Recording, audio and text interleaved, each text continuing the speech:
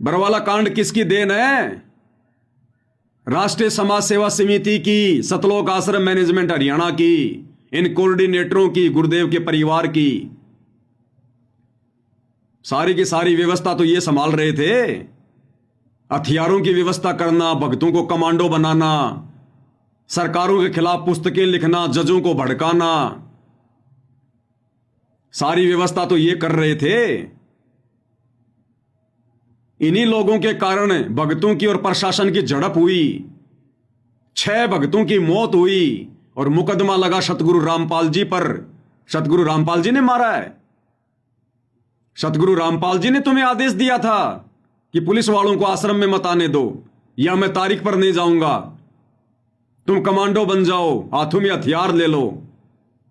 अरे जिस भगवान ने पिछले 35 वर्षों से इन हाथों से कुकर्म छुड़वाकर दान करना सिखाया, इन हाथों को सामने वाले के सामने आदीनी से जोड़ना सिखाया, इन हाथों में सुमरणी पकड़ाकर मंत्र करना सिखाया, वो भगवान बरवाला कांड में तुम्हें उस कौवे जैसे काले काले कपड़े पहनाकर, हाथों में 6-6 फुट के डंडे देकर, बंदूकें देकर तुम्हारे को कमांडो बनाएगा, तुम्हें लड़ाकू बनाएगा, तुम्हें गुंडा और मवाली जो है वो बनवाएगा। सारा का सारा षड्यंत्र गुरुदेव के परिवार का, इन हत्याओं का जिम्मेदार गुरुदेव का परिवार, ये कोऑर्डिनेटर। और इनको अपनी गलती का जरा भी इनको मलाल नहीं है। अरे नाक रगड़ के माफी मांग लेनी चाहिए थी, नाक रगड़ रगड़ के, और कोर्ट में जाकर सरेंडर कर देना चाहिए था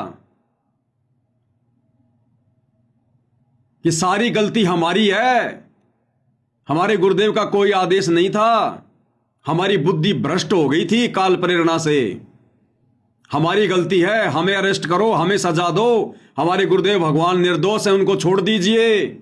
यह होता है शिष्य का धर्म। और तुम लोगों ने क्या किया? कोई 8 साल से भगोड़ा बन के घूम रहा है, कोई 10 साल से भगोड़ा बन के घूम रहा है, छुपते फिर रहे, दर दर की ठोकर खाते हुए। कब तक छुपोगे? अरे सरकार से तो छुप जाओगे, प्रशासन से तो छुप जाओगे, अपने कर्मों से कैसे छुपोगे? भगवान से कैसे छुपोगे? वो सजा बाकी है, मिलेगी सजा। ये बकवास ज्यादा दिन की नहीं है जो तुम कर रहे हो वर्तमान में, ये पाखंड आडंबर। पाप का घड़ा भर गया तुम्हारा, समय नजदीक है, बच नहीं पाओगे अब। बहुत दिन हो गए तुम्हें काल की गुलामी करते हुए, सतगुरु के दिल पर चोट करते हुए। अब ये परमात्मा, अब ये खरा खरा काम करेगा, खरा खरा काम। ये लास्ट था, लास्ट। अगर तुम्हारा आचरण सुधर जाता, अगर तुम अपनी गलतियों की माफी मांग लेते, और ये जो आश्रम तुमने खोले हैं, यदि इनको राजनीति का और मनोरंजन का अड्डा ना बनाकर अगर भक्ति का इनको सेंटर बना लेते, तो हो सकता है परमात्मा दया कर देते। लेकिन तुम्हारे अंदर तो राग, द्वेष, ईर्ष्या, लड़ाई झगड़ा, भक्तों को तुम जान से मारने का प्रयास करते हो। तुम्हारी शर्म खा गया काल, शर्म। जानवर से भी गए गुजरे हो गए तुम, गुंडे मवालियों से भी गए गुजरे, और उम्मीद कर रहे हो कि सतगुरु हमारे पास आएंगे। अब तुम्हारे रिटायरमेंट होने का समय आ गया, रिटायरमेंट होने का। यह परमात्मा समदृष्टि है। अभी तक तुमने केवल इनका प्यार प्यार देखा है, प्यार प्यार। अभी इनका जो रिजल्ट आएगा, इनका जो जजमेंट आएगा, वो देखना। हल्के में ले लिया सतगुरु को, हल्के में। वेदों में लिखा है कि वो परमात्मा जब पृथ्वी पर आता है, मनुष्य के बच्चे के रूप में प्रकट होता है, एक सामान्य व्यक्ति की भूमिका करता है, लीला करता है, मित्र की तरह व्यवहार करता है। और मित्र की तरह व्यवहार करने के चलते उसके आसपास रहने वाले उसको अपना मित्र मान लेते हैं, अपने जैसा मानुष मान लेते हैं, और गलतियों पर गलतियां करते हैं। तो तुमने हल्के में ले लिया सतगुरु को। ये वही परमात्मा है जिसने त्रेता युग में हिरण्याकुश की छाती फाड़ी थी, जिसने त्रेता में रावण की नाभि में तीर मार के उसको मौत की नींद सुलाया था, द्वापर में कंस का वध किया था, और समय समय पर श्रृंगार करता रहता है यह परमात्मा। अभी तक तुमने केवल इनका सौम्य रूप देखा, सौम्य रूप, सादा रूप, सरल रूप। क्योंकि जब जब यह परमात्मा धरती पर तत्वदर्शी संत की भूमिका में आता है, एक संत की भूमिका में आता है, उस समय यह परमात्मा संत के अनुसार ही व्यवहार करता है। अन्यथा उनके फॉलोवर भी वैसा ही व्यवहार करेंगे जैसा वो संत करेगा। तो वर्तमान में परमात्मा जिस संत की भूमिका में है कि संत ना छोड़े संतता, चाहे कोटिक मिलो असंत, चाहे कितने दुष्ट व्यक्ति क्यों ना टकराओ उनसे, काल प्रेरणा से कितने लोग भक्ति का स्वांग करके उनके पास रह के उनको दुखी क्यों ना करे, परेशान क्यों ना करे, उनके मार्ग में बाधा उत्पन्न क्यों ना करें, उनके मिशन में गंदगी क्यों ना फैलाएं, ये परमात्मा अंततः संतता ही दिखाएगा। लेकिन इनका विधान है कि राम किसी को मारे नहीं, मारे तो हत्यारे राम, अपने आप ही मर जाएंगे कर कर खोटे काम। तो भैया जो खोटे काम तुम लोगों ने कर डाले हैं बरवाला कांड से पहले और बरवाला कांड के बाद, उन खोटे कर्मों की सजा निर्धारित हो चुकी है। अब धीरे धीरे धीरे धीरे जो बीज तुम लोगों ने बोया है इस भक्ति मार्ग पर, अब उसकी फसल कटेगी। अब फसल इस युग परिवर्तन के दौर में तुम लोग भी अछूते नहीं रहोगे, जिन्होंने गुरु को मानुष मानकर हैंडल किया है और गुरु की आज्ञा से ज्यादा अपना मनमाना आचरण संगत के ऊपर थोपा है। अब समय आ रहा है, तो ऐसे नहीं आने वाला है परमात्मा। और ये नादान संगत अगर संभल सकती है तो संभल जाए। देखो इन मुख्य मुख्य लोगों का तो हो गया बेड़ा गर्क, इनको तो कोई माफी नहीं है, ना इस जन्म में माफी है ना अन्य किसी जन्म में इनको माफी है। ये कलयुग की बिचली पीढ़ी तो इन्होंने बर्बाद कर दी, अनमोल मनुष्य जन्म इन्होंने बर्बाद कर दिया गुरु को मानुष मानकर। तो ये जो मुख्य मुख्य लोग हैं ना, जिनमें गुरुदेव के बेटा बेटी भाई बंधु रिश्तेदार, ये कोऑर्डिनेटर, आश्रम संचालक, ये वर्ल्ड कोऑर्डिनेटर, बड़े बड़े सेवादार, ये जितने भी लोग हैं, ये 150, इन्होंने तो अपनी भक्ति और जीवन कर लिया बर्बाद। लेकिन संगत को फिलहाल मौका है, कब तक? जब तक गुरुदेव भगवान हिसार जेल से बाहर नहीं आते हैं। और ये जानबूझकर गुरुदेव ने आज अपनी जमानत कैंसिल करवाकर इस नादान संगत को एक मौका दिया है, और ये लास्ट मौका है, अंतिम मौका है ये। संभल सको तो संभल लेना, इसके बाद मौका नहीं मिलेगा। उसके बाद तुमने जो बीज बोया है इस भक्ति मार्ग पर, जैसी तुमने मर्यादा निभाई है, जैसा तुमने गुरु को मानकर भक्ति की है, वैसा ही परिणाम मिलेगा, वैसा ही। तो तुम्हें 2-2.5 साल का मौका और मिल रहा है, 2-2.5 साल का। संभल सको तो संभल जाना संगत वालों, अन्यथा तुम्हारी दुर्गति करवा के छोड़ेंगे ये लोग, दुर्गति। तुम्हें ना घर का ना घाट का, धोबी का कुत्ता बना के छोड़ेंगे, धोबी का कुत्ता। तुम्हें हर प्रकार से इन लोगों ने बर्बाद कर दिया, हर प्रकार से।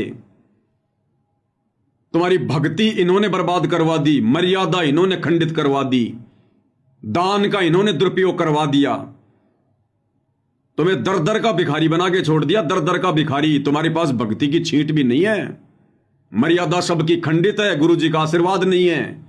ये थोड़ी बहुत बैटरी जो तुमने चार्ज कर रखी है, थोड़े बहुत दिन मर्यादा में रह के भक्ति करके, कब तक चलेगी?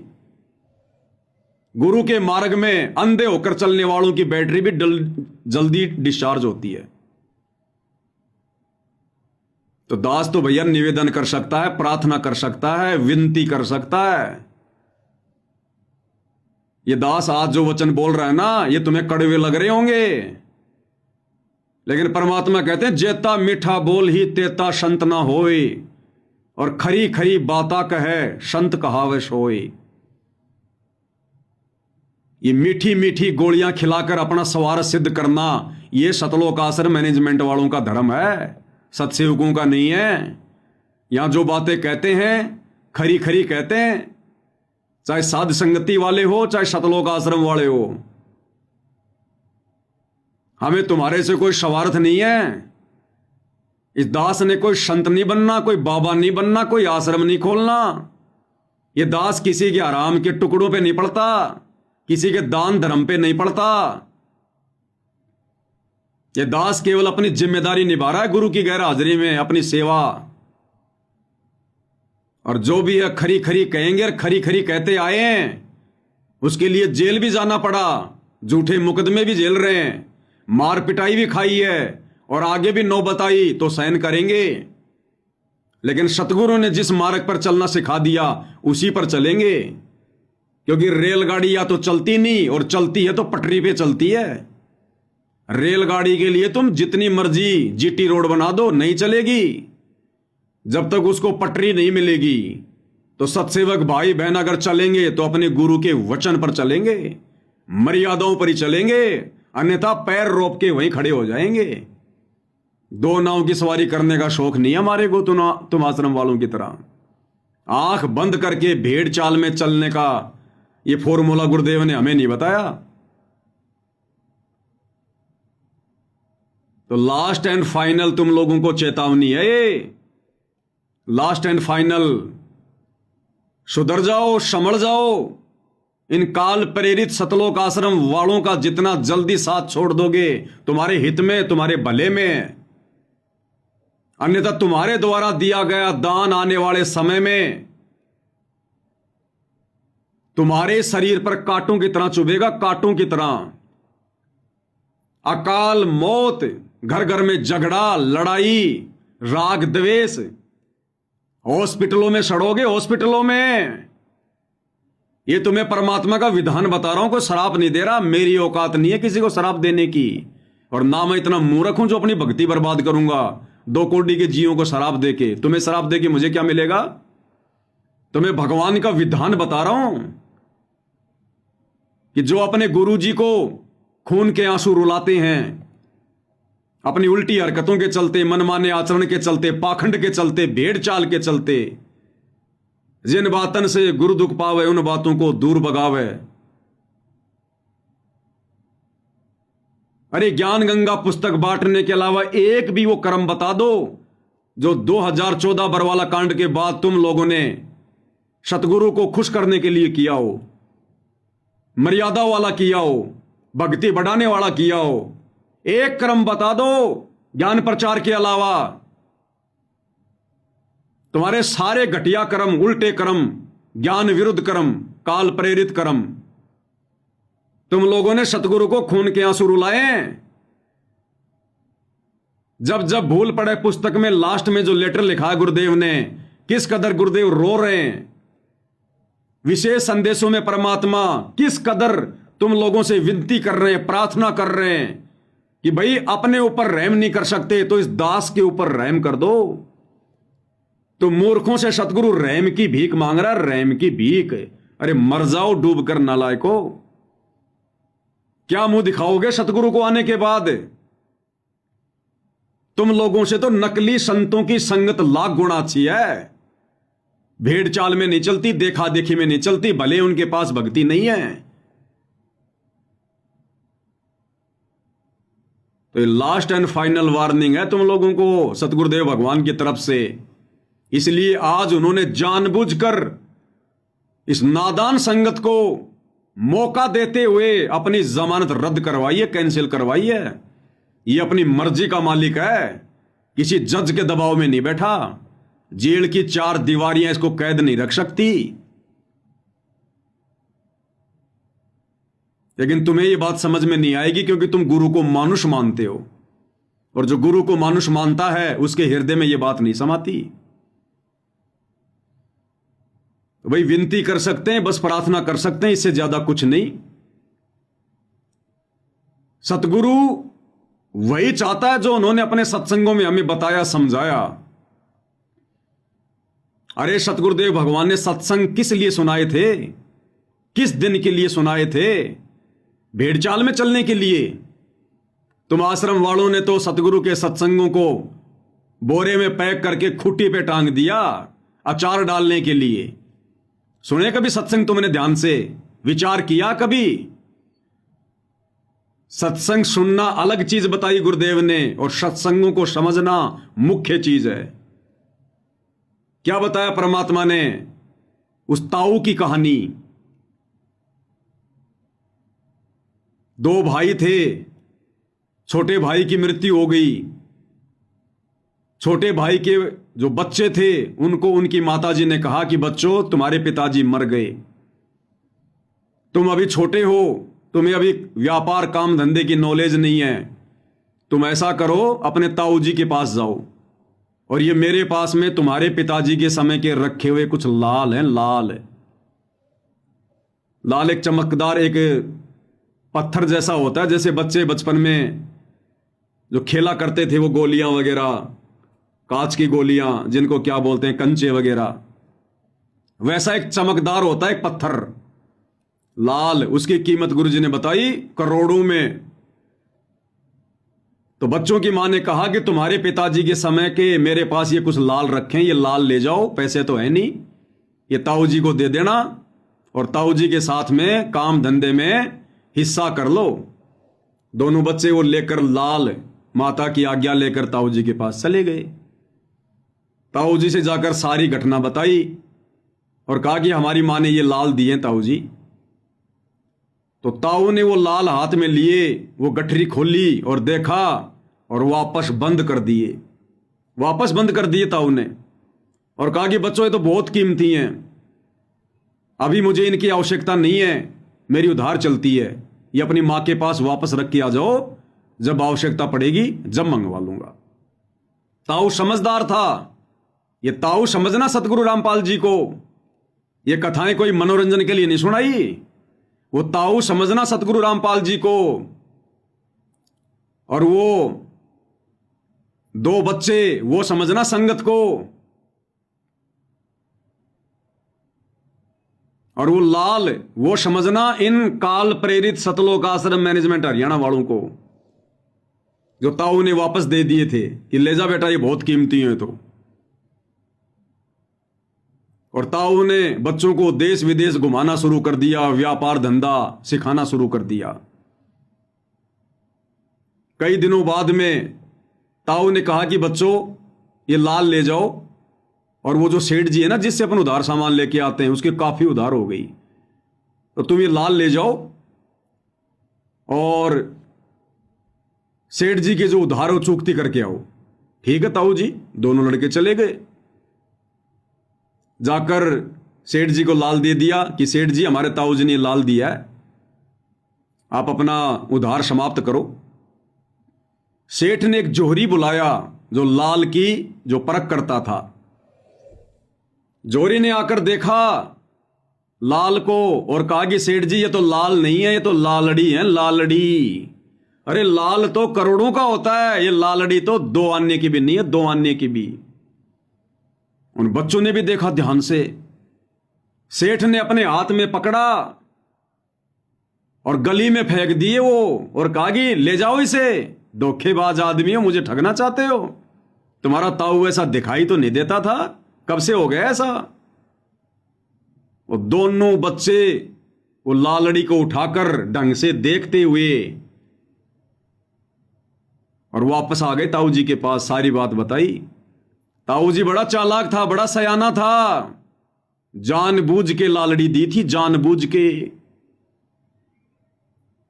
ताऊ जी ने कहा, ओ बच्चों, मेरे से गलती हो गई, धोखा लग गया, मैंने लाल की जगह तुम्हें लालड़ी दे दी। सेठ बिल्कुल ठीक कह रहा बच्चों। अच्छा एक काम करो, अब ये लाल ले जाओ, अब जाओ सेठ जी के पास। अब दोनों बच्चों ने फिर से लाल हाथ में लिया, लाल को ध्यान से देखा। वो परख कर रहे थे लाल और लालड़ी की, झटके लग रहे थे उनको। ताऊ ये चाहता था कि ये लाल और लालड़ी की पहचान कर लें, मुझे कहना ना पड़े। दोनों बच्चे लाल को लेकर बड़े गौर से निहारते हुए, उसकी परख करते हुए सेठ जी के पास गए। बोला सेठ जी हमारे ताऊ के धोखा लग गया था, हमारे ताऊ जी ऐसे नहीं है, देखो ये अब की बार ताऊ जी ने लाल दिए। सेठ ने फिर से जोरी बुलाया, जोरी ने देखा और कहा कि सेठ जी ये लाल है। सेठ ने कहा कि देखो देखो ऐसा होता लाल, ये है लाल, ले आए थे लालड़ी। बच्चों को भी पता चल गया कि लाल कैसा होता है और लालड़ी कैसी होती है। वापस गए और कहा कि ताऊ जी हम दे के आ गए। कुछ दिनों बाद में फिर से ताऊ ने कहा कि बच्चों फिर से उधार हो गई, अब तुम एक काम करो, वो जो तुम्हारी माता जी के पास में जो लाल रखे हुए ना वो लाल लेके आओ, वो सेठ जी को देंगे और सामान उधार लेंगे। दोनों बच्चे गए दौड़ते हुए, मां से कहा मां मां मां ने कहा आओ बच्चों बहुत दिनों में आए, खाना खाओ भोजन खाओ। उन्होंने कहा कि नहीं नहीं मां भोजन बाद में खाएंगे, बहुत ज्यादा उधार हो गई है, एक काम कर वो लाल दे जो लाल तेरे पास रखे हुए हैं। तो मां ने अंदर से निकाल के वो लाल उनको दे दिए, वो पोटली कपड़े में बांध रखी थी। अब उन बच्चों ने देखा कि हम देख तो लें कहीं ये लालड़ी तो नहीं है, क्योंकि बच्चों को परख हो गई थी कि कहीं ताऊ जी के सामने हमारे को शर्मिंदा होना पड़े, हम चेक कर लें लालड़ी है कि लाल है ये। और बच्चों ने गठरी खोली मां के सामने और देखा तो वो लालड़ी थी, लालड़ी, दो आने की भी नहीं थी। वो जिनको लाल समझ रहे थे, ये लाल कौन है? आश्रम वाले, ये कोऑर्डिनेटर, आश्रम संचालक, गुरुजी का परिवार। तो बच्चों ने देखा ये तो लालड़ी है। वो बच्चे कौन? संगत, और वहीं फेंक दिए उनको कि मां तू तो बहुत भोली है, तू लालड़ियों को लाल समझ के और बक्से में सजा के बैठी थी। ये तो लालड़ी है, लाल तो मां कई करोड़ों का होता है। तो मां ने कहा बच्चों मुझे क्या पता, तुम्हारे पिताजी के समय के रखे थे, मैंने सोचा भाई लाल होंगे, अब मन के बेरा बेटा। दोनों बच्चे उनको वहीं पटक के और ताऊ जी के पास गए मुंह लटका के और कहा ताऊ जी अरे बच्चों लाए लाल। मायूस होकर बोले ताऊ जी हमारी मां बहुत भोली है। ताऊ जी वो लाल नहीं थे, वो तो लालड़ी थी, लालड़ी। तो ताऊ ने कहा कि बच्चों ये उस दिन भी लालड़ी थी जिस दिन तुम मेरे पास लेके आए थे शुरू में, ये उस दिन भी लालड़ी थी। अगर मैं कह देता उस दिन कि ये लाल नहीं ये लालड़ी है, अगर गुरुजी कह दे संगत को कि ये मेरा परिवार भगत नहीं है, ये तो काल के दूत हैं, मेरे मार्ग को बर्बाद करने के लिए काल प्रेरणा से भगत बनने का ढोंग कर रहे हैं। अगर ताऊ कह देता कि बच्चों ये लाल नहीं लालड़ी, तो ताऊ ने कहा कि तुम उस दिन नाराज हो जाते और तुम्हारी मां भी दुख मानती कि मेरा जो पति है वो मेरे सिर पर नहीं है, इसलिए हमारे लाल को भी लालड़ी बता रहा है। बच्चों आज तुमने खुद ही परख कर ली, मुझे बोलना नहीं पड़ा। तो इसी प्रकार सतगुरु रामपाल जी भगवान चाहते हैं कि ये नादान संगत मेरे ज्ञान को आधार बनाकर और अपनी आंखों से अपने इन गुरु भाइयों के, आश्रम वालों के, कोऑर्डिनेटरों के, गुरु जी के बेटा बेटी भाई बंधु रिश्तेदारों के कुक्रम देखकर, ये राजनीतियां देखकर, स्टेडियम देखकर, जाटों की धर्मशाला देखकर, गुंडों की सीबीआई जांच देखकर, जाटों का आरक्षण देखकर, अयोध्या का भंडारा देखकर, परशुराम की जयंती देखकर, सिरसा में नकली कबीर जयंती देखकर, और दुनिया भर का ये अन्नपूर्णा के तहत पाखंड आडंबर,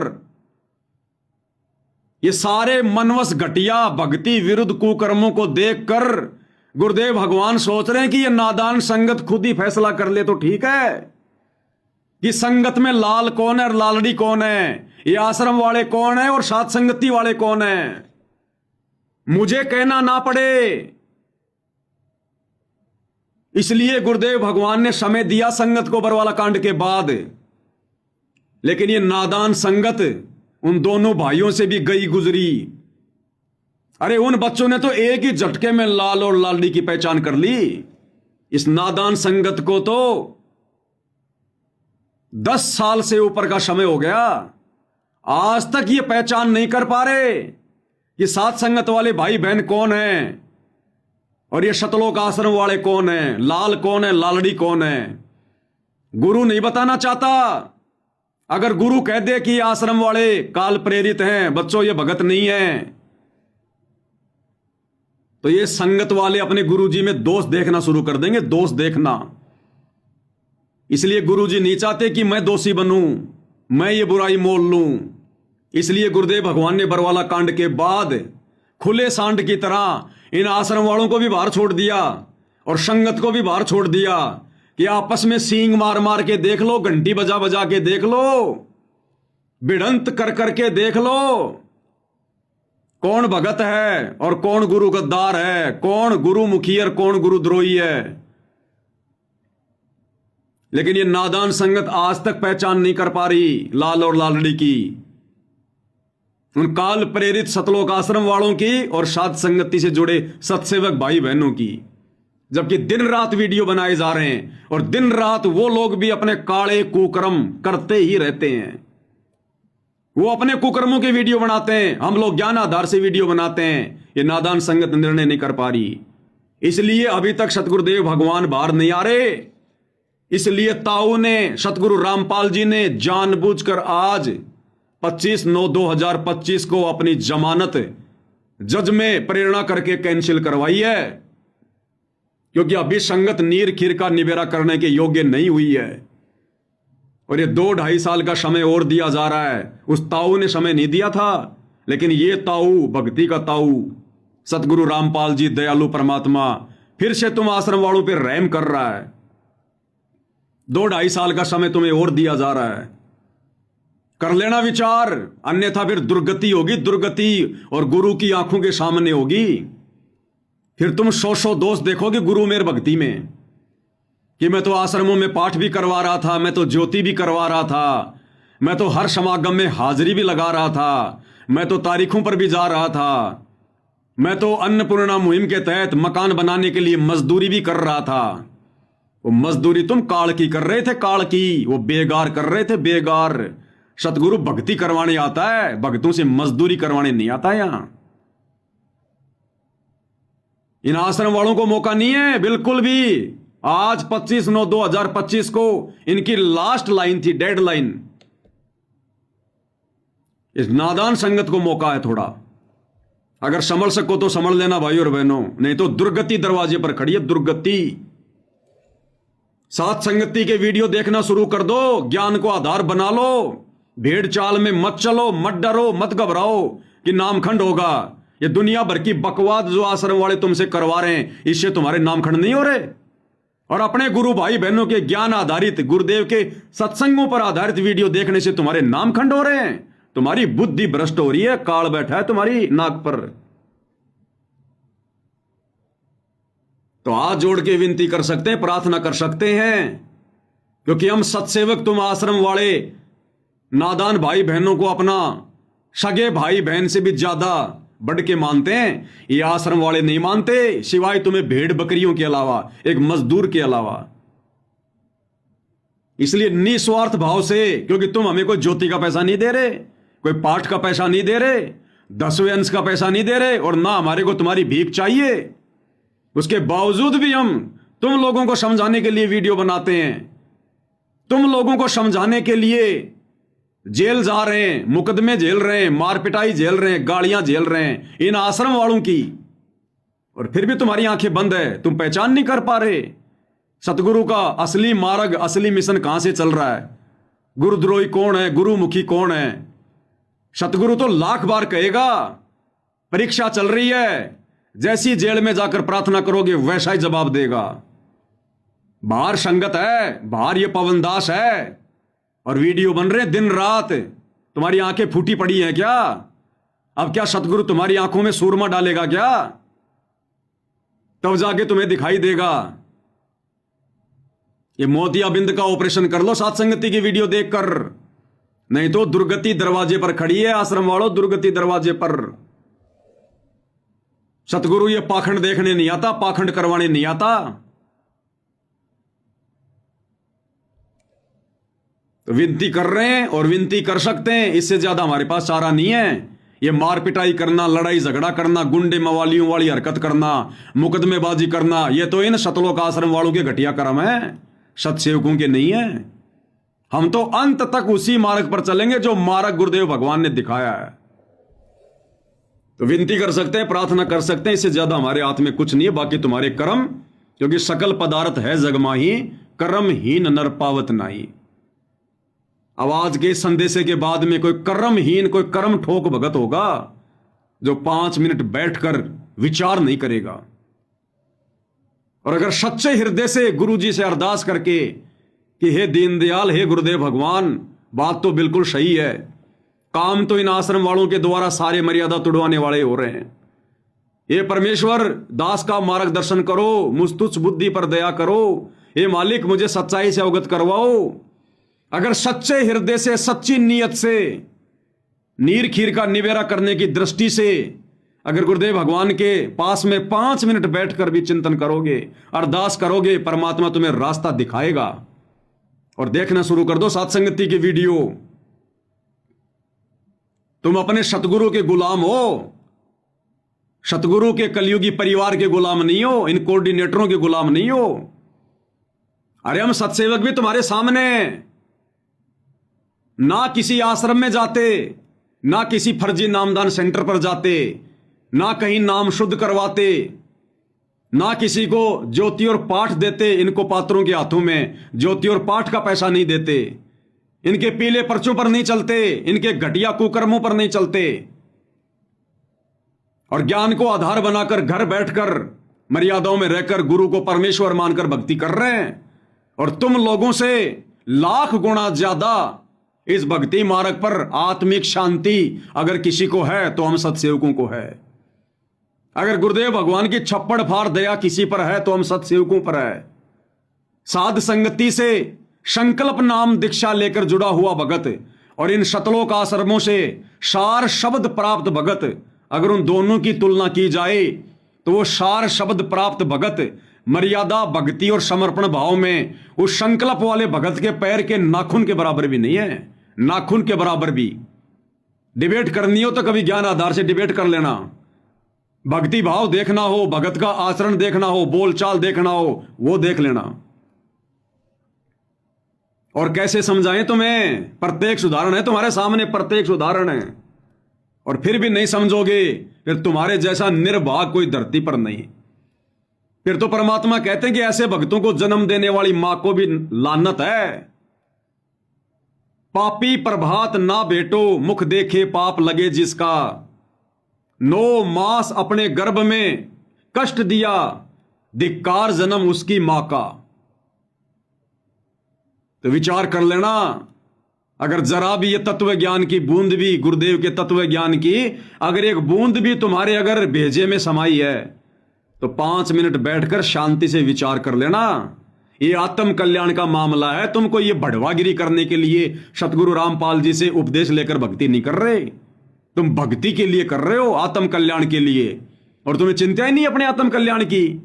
तुम्हें कोई भी ऐरा गहरा नथु बहरा एक पीला पर्चा निकाल कर कि मैं तुम्हारा कोऑर्डिनेटर हूं, मैं गुरु जी के परिवार वाला हूं, मैं आश्रम संचालक हूं, तुम्हारे को कुछ भी बोल देता और तुम भेड़ की तरह उनके पीछे पीछे हो लेते हो।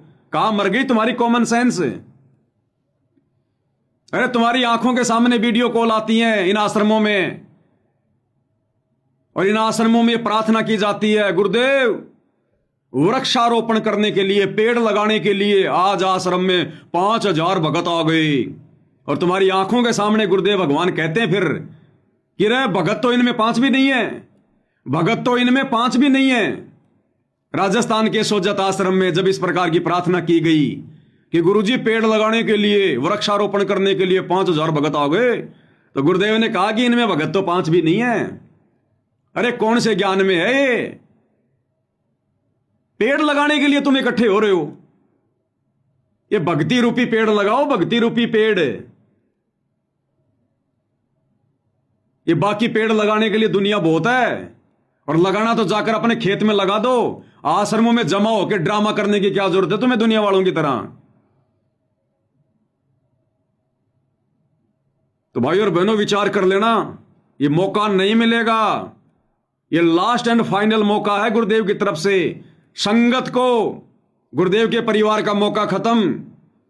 अब तो जैसे इनके संस्कार, जैसी इनकी भक्ति, जैसे इनके ये कर्म, अब तो उसके अनुसार ही इनको परिणाम मिलेंगे। ये संगत में परमात्मा फिर भी दया कर रहे हैं 2-2.5 साल के लिए। जितना जल्दी हो सके गुरु को परमात्मा मानकर, साथ संगति की वीडियो देखकर, ज्ञान को आधार बनाकर, अपने पूज्य गुरुदेव भगवान को अपना इष्ट मानकर, अपना आराध्य देव मानकर आरती करके उनको रिझाना शुरू कर दो, प्रसन्न करना शुरू कर दो। चवर करो श्रद्धा से गुरुदेव के ऊपर, चवर परमेश्वर मानकर, परमात्मा मानकर भोग लगाओ, भोग। भिखारी नहीं हो तुम।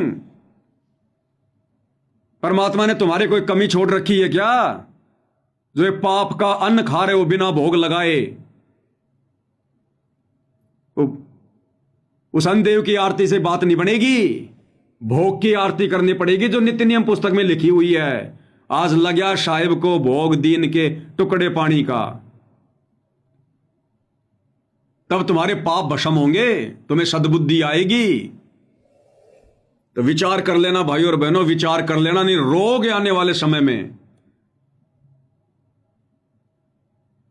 अरे तुम्हें तो खुश होना चाहिए, अपने गुरुदेव का 100 बार शुक्रिया अदा करना चाहिए कि हे गुरुदेव, आपने हम गधों को समझाने के लिए आपने कैसे इस पवन दास को सद्बुद्धि दे के खड़ा कर दिया। ये परमात्मा, हम तो जेरे कुएं में पड़े हुए थे, हम तो आपके ज्ञान की छींट के आसपास भी नहीं थे। इस आपकी आत्मा ने आपके आशीर्वाद से वीडियो बना बना के हमें जगा दिया, हमें भक्ति मार्ग पर भगत बना दिया, हमें मर्यादित भगत बना दिया। तुम्हें तो शुक्रिया अदा करना चाहिए, और तुम कर रहे हो नफरत, तुम कर रहे हो ईर्ष्या। तो परमेश्वर की आत्माओं के साथ ईर्ष्या करने वाले को क्या प्रसाद मिलेगा? ये तो तुम्हारे ये कर्म डिसाइड करेंगे फिर आने वाले समय में। तो भाई और बहनों, आज पूज्य गुरुदेव भगवान की उस रद्द हो चुकी जमानत को लेकर दास को गुरुदेव ने प्रेरणा की। दास ने अपने विचार ज्ञान आधार से आप जियों के समक्ष प्रस्तुत कर दिए हैं। समय समय पर करता रहूंगा जब तक गुरुदेव भगवान दास के साथ में है, गुरुदेव का आशीर्वाद जब तक दास के साथ में है।